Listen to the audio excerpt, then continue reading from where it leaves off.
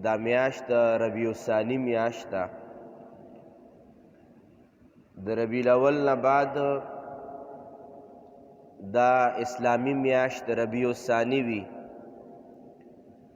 او د ربیع الاول شریف د میاشتې خصوصی تعلق د حضور نبی پاک صلی الله علیه وعلى آله وسلم د ولادت با سعادت او د هغوی د میلاد شریف او د پیدایش شریف سره تعلق وي چې هغې باندې تقریبا په ټول ربیع الاول کې د جمعې په خطاباتو کې د ځان ښایسته کولو دپاره خبرې شوې وې او دغه میاشت چونکې ربیع الثانی ده په دغې میاشت کې د حضور غوث اعظم غوث سمدانی شهباز لامکانی حضور سیدنا عبدالقادر جیلانی رحمه الله تعالی د وفات او د دغې دنیا نه پرده کېدو سره تعلق دی او څنګه ښکلي علماو مشایخو صوفیه کرامو فرمایلی دي خصوصا مولانا روم رحمت الله علیه چې غوث العظم درمیان اولیاء چو محمد درمیان انبیاء حضور غوث اعظم حضرت سیدنا عبدالقادر جیلانی رحمت الله علیه تا د اولیاء کرامو د نازولو بندگانو په صف کې هغه لوړه مرتبه ملاو ده لکه څنګه حضور نبی پاک مبارک ته پیغمبرانو کې مرتبه ملاو ده او زه به څه تعارف وکړم د هغې هستې چې کله به مونږ ستاسو درېیمو په څلورم کلاس کې سکول کې سبق ویلو او د سکول په دغه کتاب کې به مونږ ته دا لیکلي وو چې تېره شوې زمانه کې یو ماشوم او هغه ماشوم مور لیږلی او د سبقو د تعلیم دپاره او مور ورته دا ویل چې بچی چرته هم در باندې سخت او تکلیف راغی د رښتیاو لمن به نه پرېږدې چرته به هم دروغ نه وایې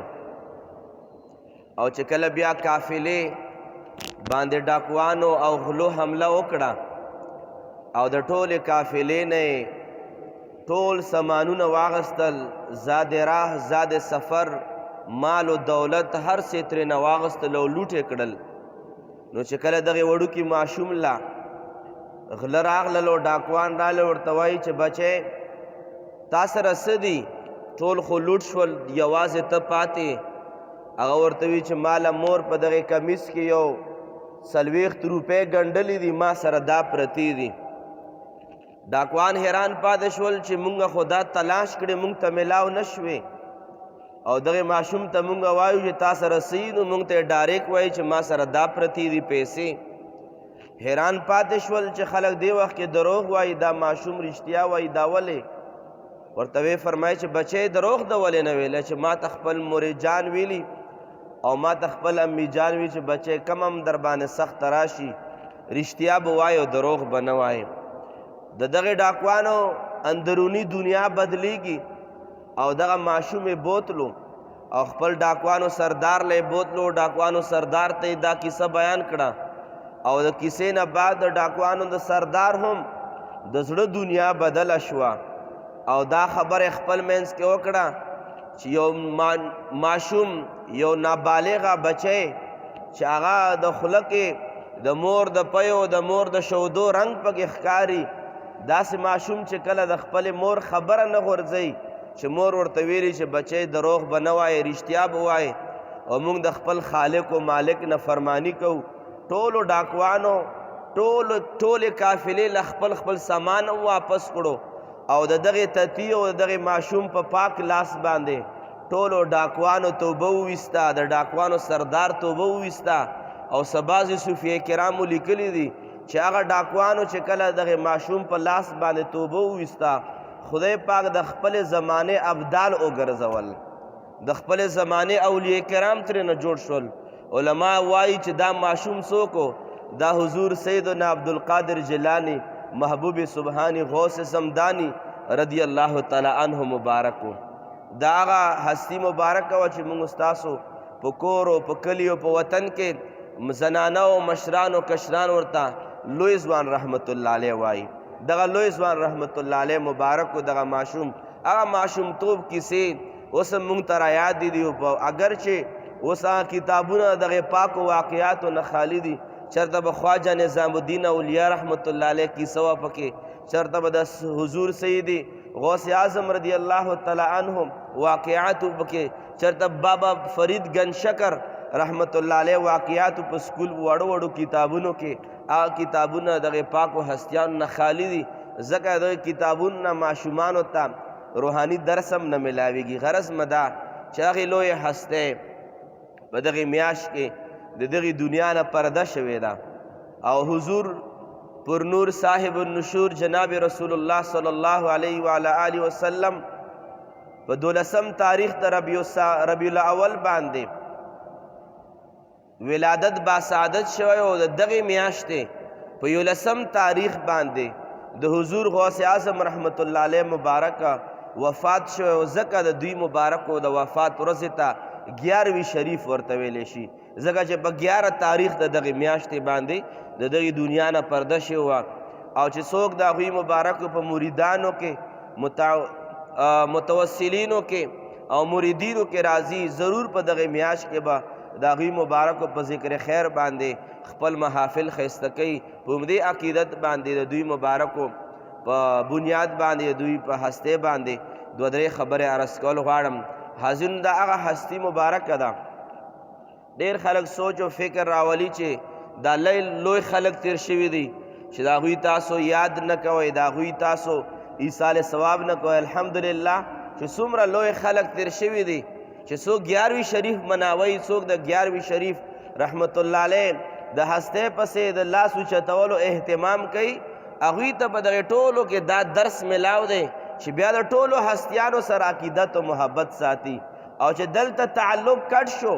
بیا د هرې دربار نه تعلق کټیږي، د هرې هستۍ نه بیا تعلق کټیږي. وجه دا ده چې دغې هستۍ په در کې موږ ته د نورو هستیانو محبت میلاو دی. که چېرې موږ وګورو امام خفاجي رحمت الله علیه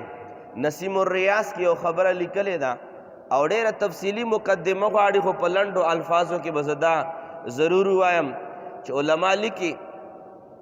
چې حضور نبی پاک صلی الله علیه و آله وسلم ته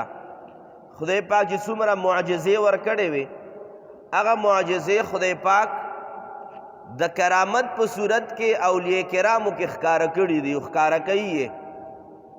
نبی علیہ السلام مبارک هزارها معجزې دي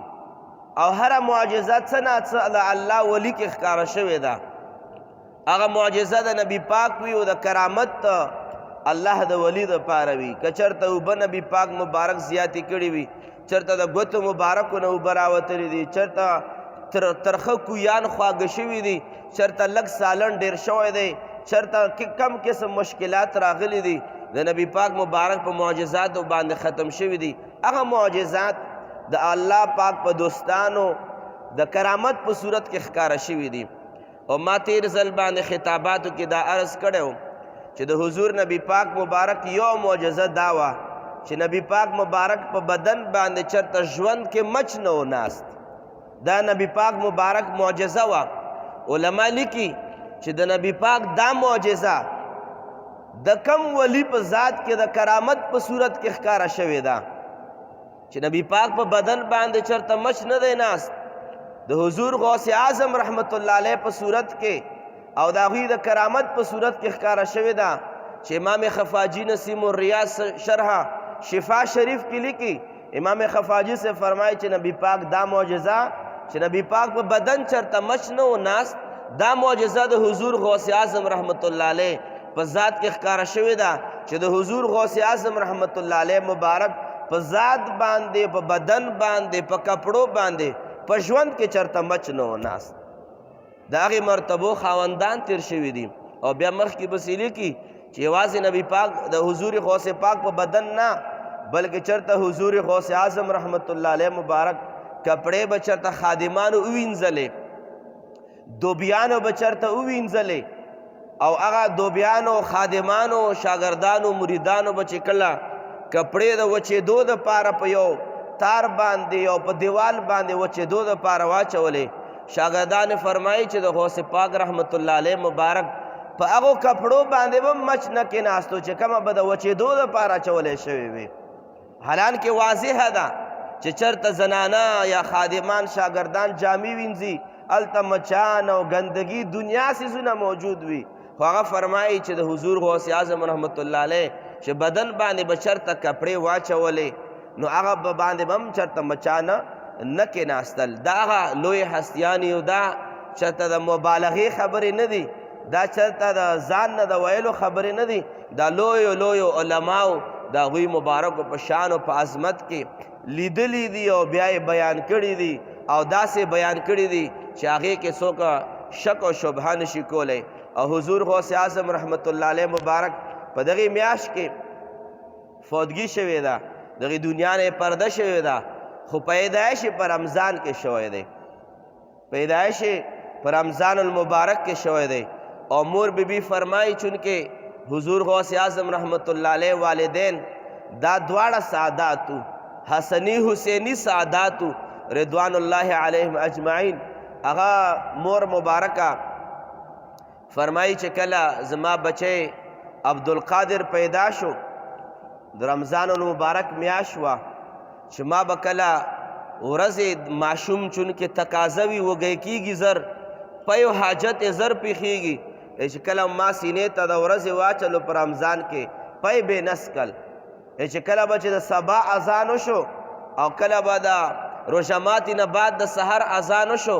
تر ماښامه پورې به عبدالقادر جیلاني رحمت الله علیه مبارک پی بې نس کل. ما ته دا اندازه لګېده چې دغه ماشوم په ماشومتوب کې د الله داسې نازولی بنده دی چې ماشومتوب کې به یې روژه نیوله. د سبا اذان نه واخله تر ماښامه پورې به د مبارک بیا روژه وه. او ځکه په تیر کال باندې چې کله را روان کال شو د اولنۍ روژه باندې اختلاف جوړ شو، چا وی چې نن روژه ده او چا وی چې روژه نه ده. دې اختلافاتو کې لکه څنګه نن سبا اختلاف وي چې نن روژه شته او نن نشته، نن د عوامو روژه ده حکومت روژه نه ده، دا کیسې مخکې موجودې وي. چونکې دا علمي روحاني وجداني عرفاني کورنۍ وه. زنانه راغلې د حضور غوث اعظم رحمت الله علیه والدې صاحبې ته وایي چې ابی تاسو پکې څه وایي چې نن روژه ده که نن نه ده روژه؟ د حضور غوث اعظم رحمت الله علیه والده صاحب ورته فرمایي چې زه ځکه وایم چې نن روژه ده، ما سوچ دا دی چې نن روژه ده، او زه ځکه وایم چې نن روژه ده ځکه چې نن چې ما سحر نه څو ځلم عبدالقادر پیو ته اچولی دی، نن پی نس کی نن د عبدالقادر روژه ده، نن به د الله پاک په دربار کې م روژه وي. زه ځکه نن د یقین باندې وایم چې نن روژه ده، ځکه چې پرون به ما پی ورکول ورځې به پی څکل، خو نن چې زه وله د سحر نه پی ورکوم عبدالقادر رضی الله تعالی عنه لا، نو نن پی نس کی معلومیږي دا چې نن روژه ده. خلکو دغه معشوم د روژې په خاطر باندې ټول عوام الناس روژه ونیوله.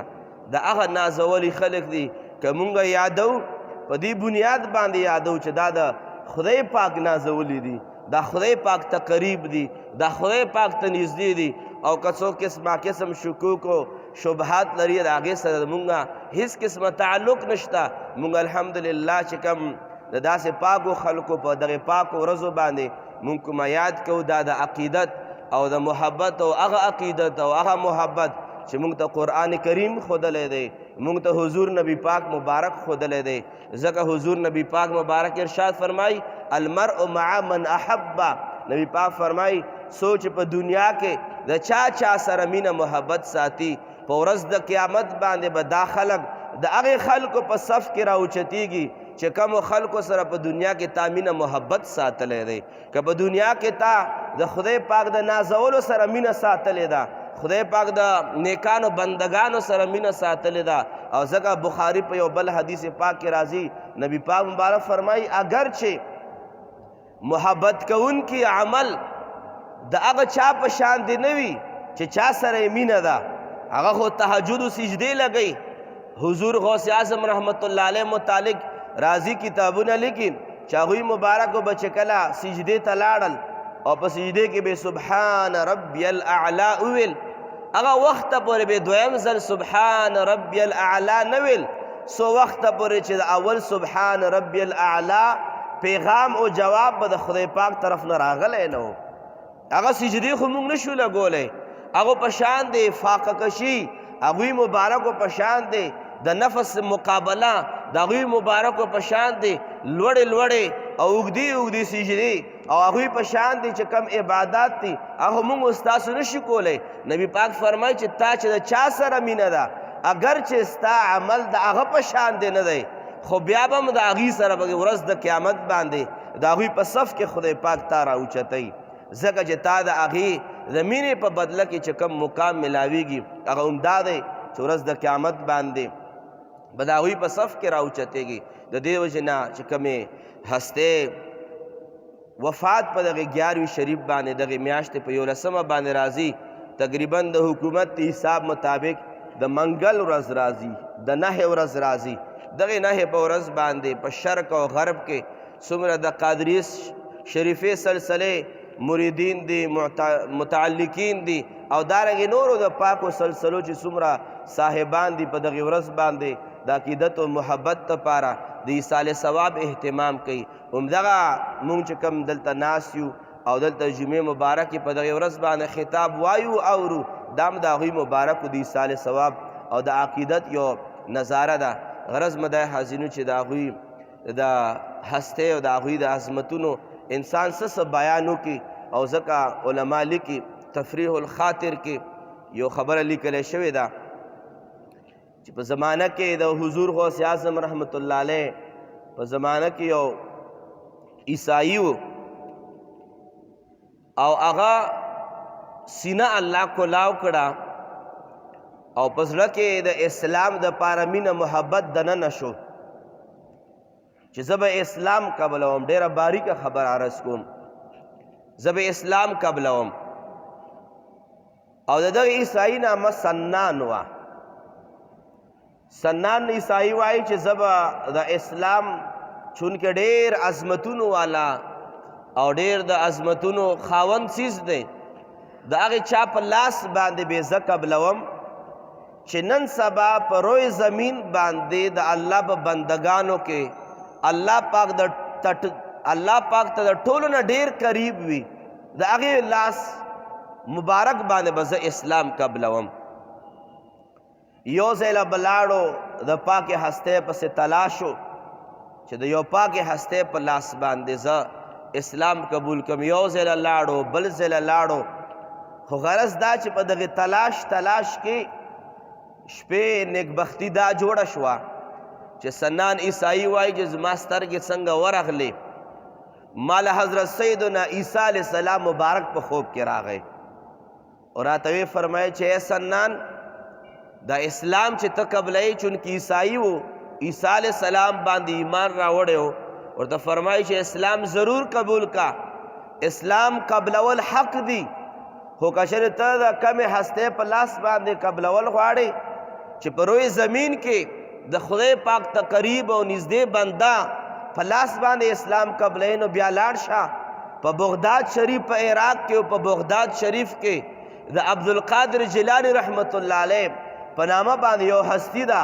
د نن روی زمین باندې په کل عالم کې خدای پاک ته د ټول نه قریب بنده چې دی دا حضور غوث اعظم رحمت الله علیه مبارک دی هغه له لاړ شه او د هغه په لاس باندې اسلام قبول کا سنان عیسائی وایي زه روان شوم بغداد شریف ته الله پاک دې مونږ هم د هغوی د در سلامي ډېر ادب او احترام سره نصیب وفرمایي هغوی مبارک لاړل سنان لاړل او د حضور غوث اعظم رحمت الله علیه مبارک دربار ته حاضر شول او د هغوی مبارکو په لاس باندې بیا اسلام قبول کړو خدای پاک وله داسې یو بزرګي ورکړې وه داسې یو شان او عظمت وله ورکړی و چې کم خلک صاحب د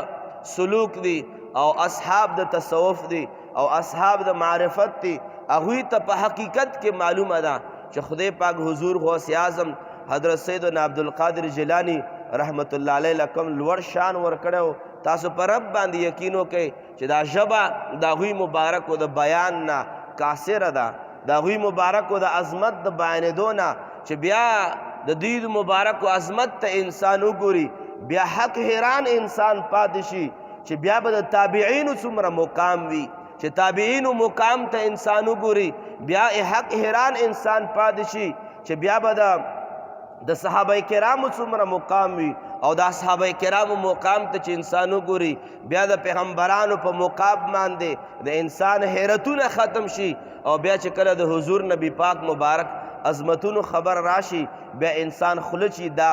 ګونګ پاتې شي او د حضور نبی پاک مبارک د جناب کې څه قسمه د خبرو جرأت نشي ساتلی او دا مقامونه او دا عظمتونه خدای پاک دغه نازولو له ولې ورکړي دا یاد ساتئ دا خپل خدای ښکاره کولو دپاره چې خدای پاک دا خپلو بندگانو ته خپله خدایي به څنګه ښکاره کوي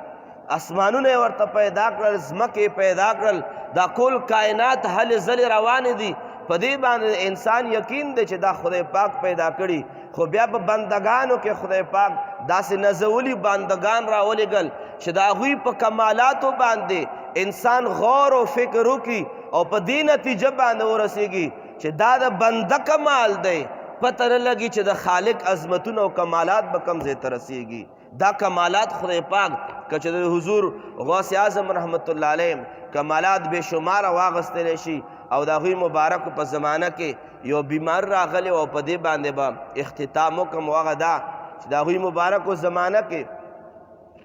یو بیماری راغله او هغې بیماری داسې بیماری وه لکه د کرونا وبا